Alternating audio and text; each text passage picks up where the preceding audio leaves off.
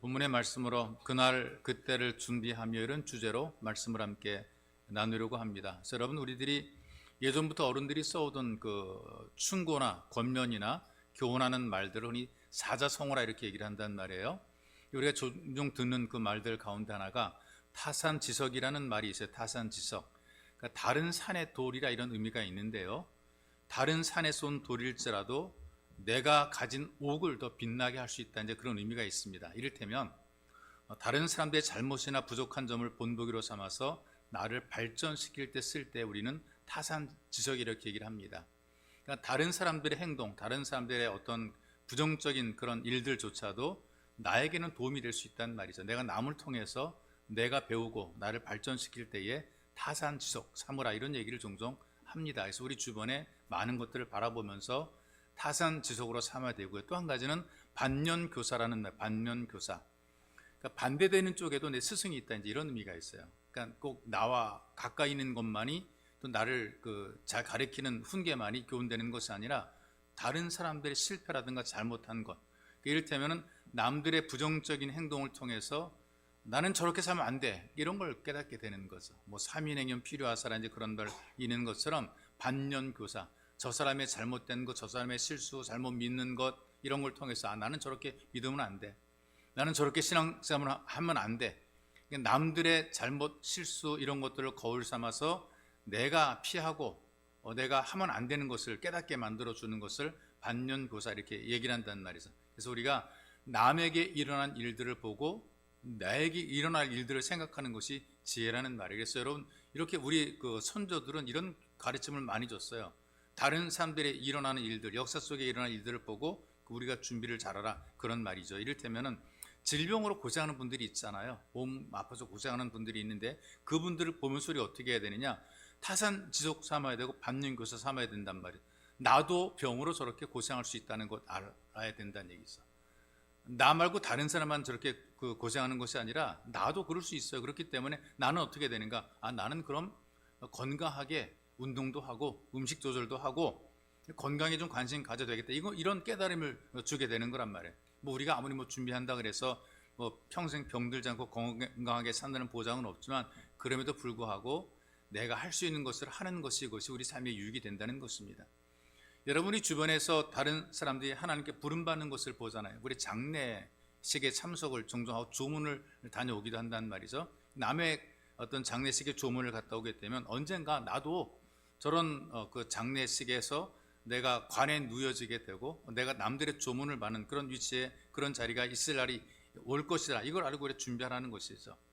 내가 세상을 떠나는 날 나는 주님 앞에 설 것이다, 주님께 영접을 받으리라, 이런 그 마음을 갖고는 어떻게 살아가야 되느냐, 믿음으로 살아야지. 이런 배움, 이런 깨우침, 이런 그 깨달음을 얻는 것이, 이것이 반면교사가 되는 것, 타산지석이 되는 것이란 말. 그렇기 때문에 우리 주의 말씀을 마음속에 잘 듣게 되면 우리가 이 말씀을 통해서 우리의 미래를 아름답게 만들어 갈 수가 있단 말이죠. 그런데 문제는 자꾸 이제 잊어버리면 안 될 것을 잊어버리고, 그 다음에 잊어버려야 될 것은 또 안 잊어버리는 경우들이 굉장히 많이 있어요. 우리가 이제 작심삼일이라는 말 종종 하게 되는데, 뭐 결심하고 결심을 제대로 못하는 경우들이 많거든요. 근데 그러면 안 돼라고 생각하는데, 그러면 안 된다고 생각하고 결심해놓고 결심을 제대로 지키지 못하는 경우들이 많이 있어요. 이를테면 뭐 다이어트 같은 거, 내가 좀 올해는 내가 좀 몸매를 가꾸리라 결심을 한단 말이에요. 근데 먹을 걸 딱 보는 순간 이게 참기 힘든 거예요. 그래서 일단 오늘은 먹고 내일부터 안 먹는다 그래요. 내일부터 안 먹는다. 그럼 내일이 또 돼요. 맛있는 음식이 또 있으면 내가 오늘은 먹고 내일부터, 이걸 계속 하는 거예요. 오늘은 먹고 내일부터 안 먹는다, 1년 내내 하니까 계속 먹는 거죠. 그만큼 이게 그냥 어렵다는 얘기예요. 어떤 결심하고 지키는 것이 어렵다는 거죠. 이 외에도 이건 애교죠. 근데 심각한 증상이 나타나게 돼요. 충동 구매를 받는 분들이 있어요. 그래서 이 욕구를 절제를 못 해가지고 계속 물건을 사요. 필요할 것 같아서 사요. 그러니까 지금 당장 필요하지 않은데 이거 필요할 것 같아, 그래가지고 막 물건을 인터넷 구입하고 TV 뭐 해서 구입하고 지나가다 좋은 거 보면 사서 갖다 챙겨, 그래서 집안에 물건들을 쌓아놓는 그런 분들이 있어요. 근데 써보지도 않고 그냥 쌓아놓기만 하는 그런 사람들이 있단 말이에요. 충동 구매에 붙잡힌 사람들이죠. 또 어떤 사람 도박에 빠지기도 하고요. 그러니까 자기와의 약속도 지키지 못하지만 사람과의 관계에서 약속을 지키지 못해서 아주 치명적인 실수라는 경우들이 있습니다. 거래처가, 사업하는 분들이 거래처의 사람과 만날 약속을 했는데 이걸 지키지 못해가지고 신용을 잃어버려서 이 사업에 실패하는 그런 사람도 있단 말이죠. 근데 제일 중요한 게 뭐냐면은 영적으로 하나님과 관계 속에서 하나님 앞에서 한 약속을 지키지 못해서 영적 실패자로 살아가는 겁니다. 저는 뭐 다른 거 다 그 뭐 뒤로 하고서라도 우리가 학습받고 세례 받을 때 우리 서약을 하게 되거든요. 기본이에요. 학습 세례 할 때 우리가 하나님께 서약하는 것이 직분자 서약의 어떤 그 기본이, 직분자 서약도 학습 세례 거기에 준해서 직분자 서약을 받게 되는 거라면 가장 기본적인 이 서약이 세례 받을 때 서약이란 말이죠. 또 직분 받을 때 우리가 서로 서약을 하고 직분을 받게 되어 있어요. 근데 이거 제대로 못 지키니까 결국에는 영적인 실패자가 되는 것이란 말이죠. 그 인류의 시조인 아담도 그 사탄의 거짓된 미혹을 받아가지고 하나님께서 준 약속의 말씀을 제대로 지키지 못했어요. 하나님께서 말씀하신 것을 순종하지 못했단 말이에요. 그래서 금하신 선악과를 먹어서 불순종함으로 낙원의 삶을 잃어버리죠. 신락원이 되어버리고 말았어요. 그리고 모든 그 후손들에게도 불신앙의 씨앗을 심어줬고 불순종이라는 죄악의 뿌리가 다 심겨지게 돼서 우리 모두가 다 불신앙의 자손이고 불순종의 자손으로 어떤 악의 뿌리를 가지고 이 땅에 태어나게 됩니다. 지금도 우리 주변에는 이런 일들이 굉장히 많이 반복된단 말이죠. 이를테면 예수님께서 준비하고 있으라 그래서 준비하고 있으라. 이게 성경이 우리에게 주는 교훈인데 우리가 준비하고 살아갑니까? 잊어버리고 살아가지. 준비하고 있으라는 주의 말씀을 잘 설교 때만 듣고 기억하고 그래야지 하다가 나가 생활하다 보면 또 잊어버린단 말이죠. 왜냐하면 먹고 살 일이 지금 당장 눈앞에 펼쳐지는 거예요. 할 일이 얼마나 여러분 많이 있습니까? 여러분 개인적으로 또 여러분이 추구하는 여러분들 욕망도 있잖아요. 남들에게 좀 나 자신을 드러내보고 싶은 어떤 그런 자랑하고 싶은 마음도 있단 말이죠. 체면도 있단 말이에요. 이런 것들 다 하다 보게 되니까 준비하라, 영적으로 준비하라 그 말은 잊어버리고 살아가는 거란 말이에요. 그래서 내 삶의 그 모든 일들 열심히 하면서 하나님 앞에 예배자의 삶을 잊어버리고 겨우겨우 살아가는 경우들이 많이 있어요. 근데 여러분 성경에서 우리에게 주는 핵심적인 교훈이 뭐냐 하면 예수님의 십자가와 부활 그리고 재림이란 말이죠. 예수님께서 오실 것이라는 그 예언의 말씀이 한 350회 정도 예언이 되어 있습니다. 구약 성경에 보게 되면 메시아가 온다 이런 예언들이 창세기 3장 15절에 있는 말씀부터 시작해서 여인의 후손으로부터 시작해서 예수님께서 구원자를 하나님이 구원자를 보낼 것에 대한 예언의 말씀이 계속 있는데 점점 가까워지게 이제 계속 350번 그 예언의 말씀을 했고요. 그러고 나서 예수님께서 오셨어요. 약속이 이루어졌단 말이죠. 그런 이후로 인류의 역사가 나눠지게 되죠. 예수님 오시기 전, 예수님 오신 이후, 서기, 그다음에 그 서기 전, 뭐 기원 후, 기원 전 이런 식으로 이제 나눠지게 된단 말이죠. 예수님께서 오신 이후에 신약 성경에 보게 되면 또 오신답니다. 예수님께서 부활하신 그 예수님께서 다시 재림하신다라고 성경이 말씀, 내가 본 그대로 오리라라고 말씀했는데 이 약속, 다시 오신다는 약속의 말씀은 316회에 기록이 되어 있습니다. 예수님께서 오신다라는 약속은 굉장히 많이 그 성경에서 표현되고 있는데 이 약속 때문에 2000년의 역사 속에서 수많은 이단들이 만들어진 겁니다. 왔다라고 하기도 하고 공중에 뭐 재림했다라고 얘기도 하고 지금도 재림했다라는 사람, 자기가 재림 예수라는 사람, 하여튼 이 재림으로 말미암아 수많은 이단들이 지금도 만들어지고 있고 예전부터 있어왔단 말이죠. 근데 이것이 왜 그러냐면 이미 초대교회 때부터 예수님의 재림은 얼마 안 남은 거로 생각했어요. 예수님 오신다고 갔으니까 이제 오신다. 자기 때 오시는 것으로 생각했단 말이죠. 그래서 오신다는데 안 오시니까 굉장히 속상하고 오실 줄 알고 기다리다가 그냥 그 순교당하고 죽고 이제 이런 일들이 많아지게 되니까 주변에 많은 성도들이 실망하는 경우들이 많았단 말이죠. 그리고 이렇게 믿음을 그래도 꾸역꾸역 지켜나갔던 그 성도들이 있었는데 5세기 예수님께서 그 오시고 부활하신 이후에 한 5세기니까 한 500년 정도 됐을 때에 로마 제국이 멸망을 하게 돼요. 그 기독교 국가로서 기독교의 보호막 역할을 했던 로마 제국이 어떤 그 사라진 제국, 어떤 이방 에 멸망을 하게 된단 말이에요. 이때에 그 많은 그리스도인들과 또 많은 그 신앙인들이 세계 종말이라고 이게 끝났다. 이렇게 로마가 무너지는 것을 보게 되니까 머지않아 예수님이 재림하실 것이고 이제 지구는 끝났더니 그렇게 생각했는데 여전히 안 끝나는 거예요.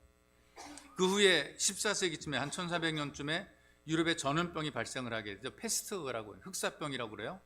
이 흑사병이 발생했을 때 유럽 인구의 3분의 1이 죽었어요. 그냥 뭐 끔찍했던 거죠. 뭐 그냥 뭐 너나 없이 죽으니까 사람 죽으면 불질러서 태우고 마을 못 들어가게 막고 있고 사람들 다 해서 병 걸려 죽은 사람, 불타 죽은 사람, 아니면은 굶어 죽은 사람. 왜냐하면 격리시켜 놓게 되니까 오도 가도 못해 굶어 죽은 하여튼 유럽 인구의 3분의 1이 죽는 참사가 벌어졌을 때 교회가 어떻게 했는가? 이거 이제 주님의 종말이 다 왔다. 지구의 종말이 왔다. 이 주님 곧바로 재림한다. 근데 그때도 끝난 게 아니에요.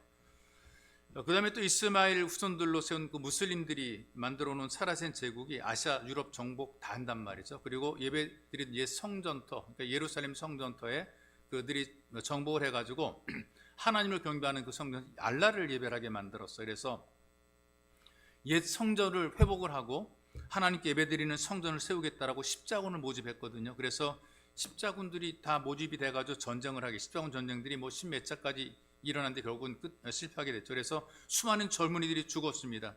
그럴 때 16세기에 유럽에서 농민 봉기가 일어나가지고 온통 대혼란이, 그러니까 국가, 나라가 온통 대혼란이 있었어요. 이때도 교회들이 얘기를 합니다. 이제는 지구의 종말이 왔다 그랬는데 그때도 종말이 안 됐어요. 이런 지구의 종말들이 왔을 거라는 어떤 거는 징조들은 계속해서 지금까지 역사 속에 많이 있었어요.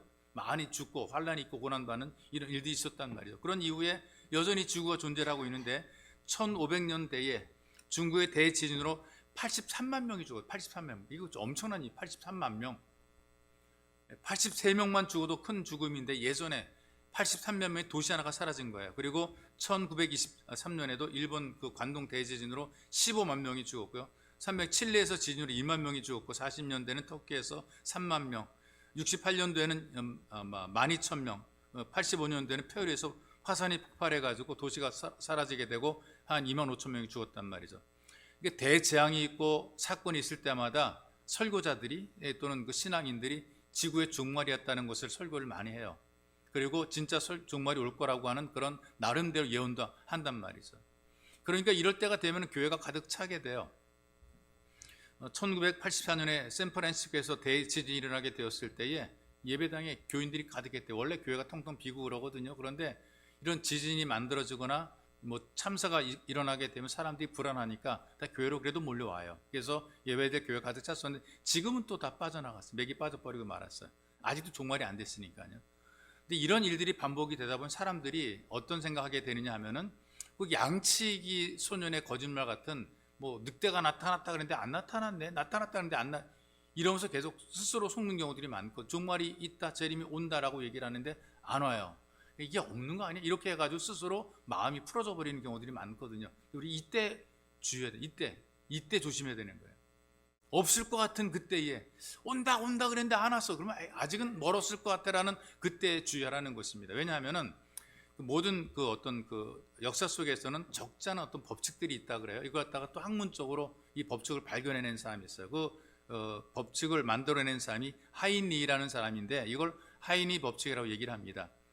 1930년 미국 보험회사 직원이었던 사람인데요. 이 사람이 책을 냈어요. 산업재해 예방이라는 책을 냈습니다. 어떤 내용이냐면은 큰 사고는 우연히 일어나거나 저절로 어느 순간에 갑자기 발생하는 것이 아니다.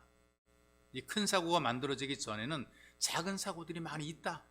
여러 번 있다가 결정적인 순간에 큰 사고가 만들어지게 되는 것이다. 그런데 작은 사고들이 일어나게 되었을 때 이걸 방치하고 소홀하게 했을 때는 큰 사고를 당하게 되고 작은 징조들이 있을 때 이것을 잘 준비하고 이것을 방비하게 되면 큰 사고를 막을 수 있다 이거예요. 왜냐하면 자기가 하는 업무가 여러 가지 사고 통계를 접했던 것이란 말이에요. 그래서 산업재해를 분석하다 보게 되니까 이 통계적인 법칙이 나오게 되는데 중상자 한 명, 어떤 산업재해, 사고를 통해서 재해자, 중상자 한 명이 나오게 되면 그 전에 경상으로, 똑같은 그 경상으로 발생한 경상자들이 29명이 있다는 거죠.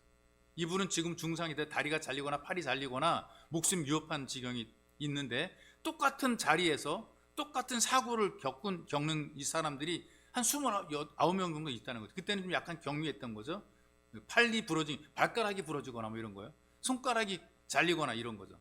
팔이 잘리는 게 손가락이 잘리거나 이런 사건들이 한 29명이 당했다는 거죠. 그 다음에 똑같은 원인으로 부상당할 뻔한 부상자들, 아직 부상을 안 내, 부상당할 뻔, 아이쿠 하고 깜짝 놀랐던 사람들, 사고가 일어날 뻔했던 사람, 아니면 경미한 사고를 겪었던 사람들, 뭐 딱 부딪혀가지고 뭐 머리에 혹이 생기거나 아니 걸려 넘어지거나 이런 일들이 만들어진 사람들은 한 300명, 그 자리에서 같은 환경 속에서 사고를 당해서 또 아니면은 자기가 위기를 만났던 사람들은 한 300명 정도가 된다는 거죠. 그래서 큰 중상자 또는 사망자가 나오는 그 사건이 있기 전에 29명 정도는 벌써 비슷한 일로 이런 일들을 겪었다. 29명이 이런 일을 겪었다. 그리고 그 전에 한 300명 정도는 아이쿠 위험해. 아이 내 손가락 이거 막 부러졌네. 손가락이 꺾였네. 아니면 머리 혹이 났네. 뭐 다리에 멍이 들었네. 이런 일들이 벌써 한 300명은 그 자리에서 그런 일을 겪었다는 거예요. 그렇다면 이미 그런 징조가 있을 때 여기가 참 위험하구나. 그럼 막아야 되는 거예요. 그래서 여러분 요즘에 자동차들이 다닐 때에 사고 다발 지역이라고 팻말 붙여요. 사고 다발 지역. 왜? 거기서 맨날 사고 나는 거야. 사고 다발 지역. 그렇게 붙여놔도 주의를 하고 주의를 못하거나 아니면 길 자체가 구부러진 길이기 때문에 달려가다 확 꺾어지게 되니까 넘어가거나 다른 차 있는 걸 모르고 그냥 사고를 내는 경우, 사고 다발적. 근데도 계속 사고가 난단 말이죠.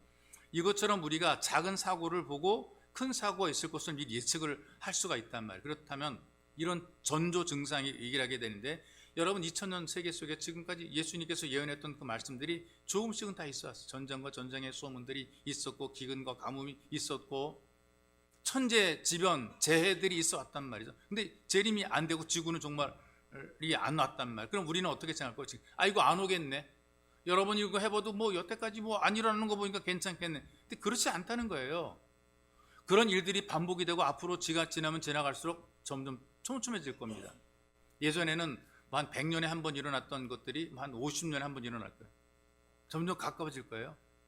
그리고 이제 뭐 50년에 한 번 일어나던 것들이 이제 뭐 한 30년에 한 번씩 막 사건이 일어나고, 30년에 한 번 일어났던 것들이 뭐 10년마다 일어나게 되고, 점점점 뭐 기근, 지진 이런 것들이, 전쟁의 소문들이 점점 가까워지게 돼. 요즘 우리는 맨날 듣는 게 전쟁의 소문 듣고 있잖아요. 이 지구촌 전체 속에서. 예전에 이런 일이 없었거든요.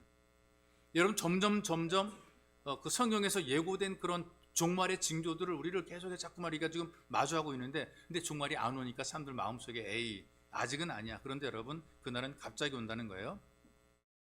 예수님의 재림 일자를 예고하는 사람들, 시한부 종말론자고 이단들이 많습니다. 이단 사입이니까 그건 뭐 물어볼, 날짜를 얘기하는 사람 물어볼 필요도 없이 이단이란 말이죠.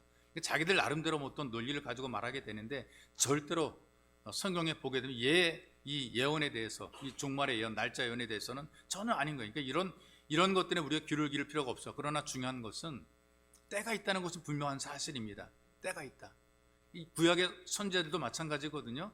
하나님께서 뭔가 위기가 있을 때 사람을 세워서 그런 사람들 통해서 뭔가 말씀을 선포하게 만들었단 말이죠.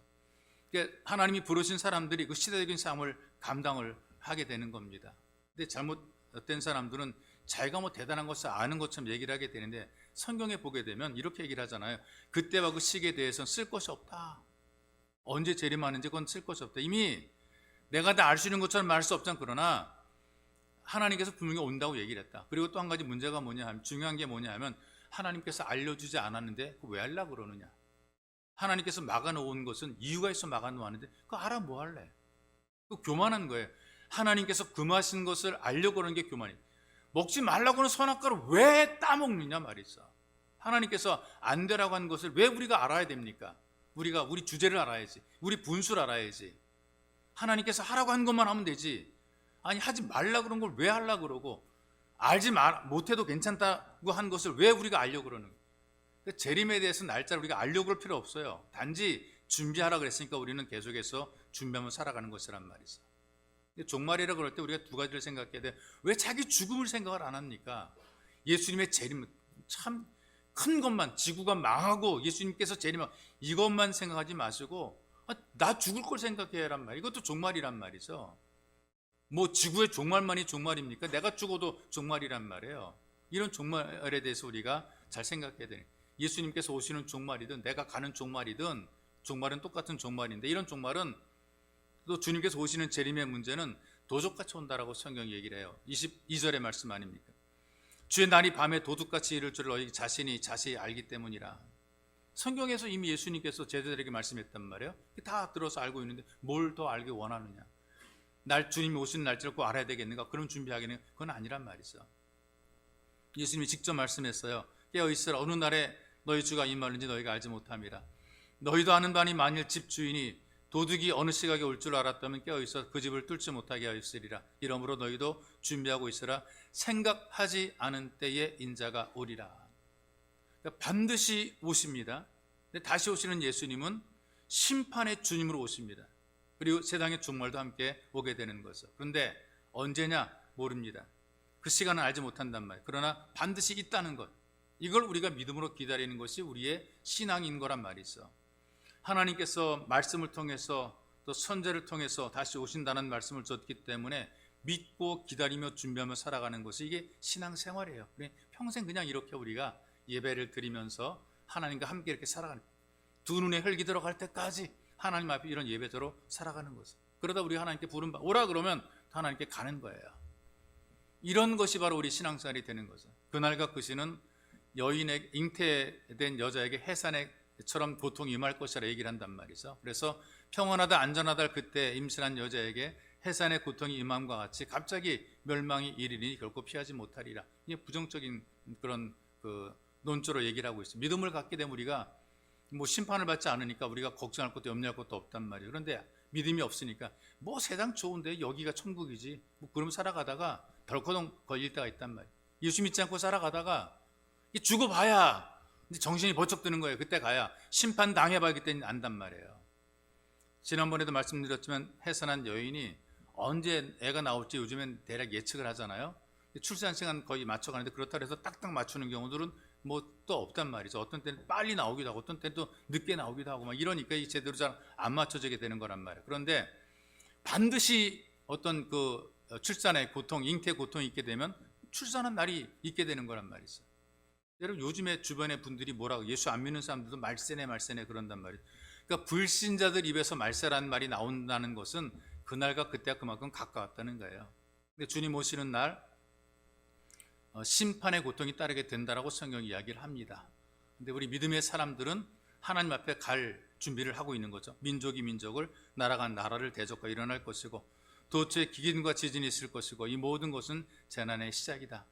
이 종말의 증상을 결코 피할 수 없고 이런 증상이 나타나게 되면 사실은 이 땅에 사는 우리 그리스도인들도 동일한 고통 속에 빠지게 되고 동일한 어려움을 겪게 돼 있습니다. 그러나 우리에게는 소망이 있는 거죠. 주님께서 오신다, 아니면 내가 주님께로 간다, 이 소망이 있으니까 고통을 고통으로 느끼지 않고 어려움을 어려움으로 당하지 않고 우리는 소망 중에 거하는 거예요. 죽음이 무서워 벌벌벌 떠는 불신자들과는 다르게 하나님께 간다라는 자신감이 있기 때문에 우리는 비굴하게 살지 않고 담대하게 인생을 살아가는 거란 말이죠. 그러니 여러분 믿음을 가지게 되면 이 땅에 살아갈 때에 비굴하고 치사하고 구걸하는 인생, 목숨을 구걸하는 그런 인생으로 살지 않아요. 살아도 주를 위해 죽어도 주를 위해, 사나 죽으나 주님의 것이고 살아도 산 것이고 죽어도 산 것이라, 이런 자신감을 가지고 세상을 살아가는 이것이 우리의 믿음입니다. 종말적인 믿음이고 종말적인 신앙이 되는 거란 말이죠. 영국의 부흥론을 일으켰던 그 감리교 창설자인 웨슬리가 질문을 받아요. 만일 내일 저녁에 죽는다면 그걸 알고 있다면 뭘 하겠는가라고 물어봤어요. 우리들한테도 물론 똑같은 질문을 던질 수가 있겠죠. 내일 죽으면 뭘 하겠습니까? 라고 물어봤어요. 내일 12시 밤 이 한 해가 가기 전에 죽는다면 난 어떻게 할 것인가? 웨슬리가 이렇게 대답했습니다. 지금까지 하던 거 계속합니다. 지금까지 하던 거. 오늘 저녁에는 전처럼 그리스도 교회에서 설교하고 저녁에는 마틴 씨 집에 가서 얘기를 나누고 가족과 같이 기도를 드릴 겁니다. 그 후에 돌아와서 주님 품에 안겨 편히 쉬고 아침에 천국에서 깨어나겠습니다. 이 얘기를 하는 거예요. 여러분 이게 믿음으로 살아가는 사람들의 담대함입니다. 우리는 지금까지 하는 것처럼 예배자로 하나님을 영원롭게 하는 그런 삶을 살면 돼요. 시마다 때마다 기도하고 감동될 때 찬양 드리고 아쉽고 힘들 때 하나님의 이름을 부르면서 인생을 살아가는 거라 그 말이죠. 서기 79년도 8월 24일 날짜까지도 기록이 되어 있는데 로마의 휴양도시였던 폼페이에 네비우스 화산이 폭발하게 되죠. 그때에 섬에 있던 사람이 탈출을 하게 되고 섬 전체가 그 폼페이가 완전히 무너져서 사라지게 됐는데 그때에 지금 많이 발굴됐죠. 로마 그때는 폼페이 최후의 날이라 그래서 영화도 나왔었는데 이 폼페이라는 곳에 가보게 되면 발굴이 돼서 이제 옛 모습 유적들이 나오게 돼요. 거기에 발굴해 보게 되니까 여러 가지 모양들이 사람들의 모양들이 나오게 되는데 뭐 브로치라든가 금반지, 금목걸이, 금귀걸이 금으로 가득 차 있는 그 가방을 들고 도망가다 그대로 화석이 된 이제 그런 것들이 있어요. 소돔과 고모라에서 도망치던 롯의 아내의 모습 비슷한 그런 모습으로 이제 그 모습을 그대로 갖추게 되는 거죠. 주님 오실 때에 어떤 사람은 준비 완료를 하고 있는데 여기 폼페이의 시민들은 우왕좌왕하고 자포자기 하는 겁니다. 여러분, 요즘에 교회에서 재림이라든가 종말에 대해서 설교를 해도 별로 긴장이 안 되잖아요. 별로 긴장하지 않거든요. 근데 이럴 때 주님 이렇게 긴장하지 않고 있다가 주님이 오시게 되면 마음이 굉장히 불안해지게 되고, 그리고 또 우왕좌왕하게 되는 거란 말이에요. 사건을 겪을 때가 있죠. 여러분, 개인적으로 어떤 죽음의 고비를 겪는 경우, 수술대 위에 있거나 굉장히 큰 어떤 위기를 겪을 때는 긴장을 하다가 또 지나면 또 후지부지 되고 막 이런단 말이죠. 여러분, 성경이 우리에게 경고합니다. 언제 어디서 주님을 만날 수 있는 준비라고 살아가라. 그러면 우리 주님이 오실 때에 두렵지 않고 심판을 당하는 것이 아니라 우리는 환희와 영광으로 주를 만나게 되고 감격과 감사로 이 종말의 날을 맞이하게 되는 것입니다. 여러분들이 날마다의 삶이 바로 주님 앞에서의 삶, 하나님 앞에서의 삶, 당대하고 당당한 그런 삶으로 준비가 되시기를 주님의 이름으로 축복합니다. 좋으신 아버지, 고맙습니다. 우리를 사랑하셔서 은혜의 상중에 붙잡으시고 참 혼란 많은 세상 속에 살다 보니 이것저것 할 일도 많다 보니, 그리고 감당해야 될 사명과 직분도 있다 보니 아무 생각 없이 할 때가 많이 있습니다. 종말에 대해서 생각하지도 못하고 준비하라는 그 말도 귀에 들어오지도 않고 그저 당장 먹고 사는 것이 급급하고, 그리고 우리의 인생을 살아가면서 하고자 하는 일들이 너무나 많기에 이 일들을 하느라고 우리가 영적인 준비를 못하고 살아갈 때가 있습니다. 그러나 늘 우리는 하나님 앞이라는 신앙의 고백이 있도록 도와주옵소서. 내가 어디 있든지 하나님 앞입니다. 특별히 예배자로 살아가는 우리를 기억해 주옵소서. 시마다 때마다 정해진 시간에 모여서 예배를 드리고 하나님을 찬양하며 주의 말씀을 기억한 우리를 주님께서 특별히 기억해 주시고 이 땅을 살아가는 동안에 하나님 앞에서의 삶이 되어 담대하고 자신 있고 용기 있게 세상을 살아갈 수 있도록, 주님 때문에 이 인생을 행복하고 복되게 살아갈 수 있도록, 어떤 환경, 어떤 조건 속에서도 언제나 당당한 예수 가족이 될 수 있도록 은혜를 베풀어 주옵소서. 보배로우신 예수님의 이름으로 기도하옵나이다. 아멘.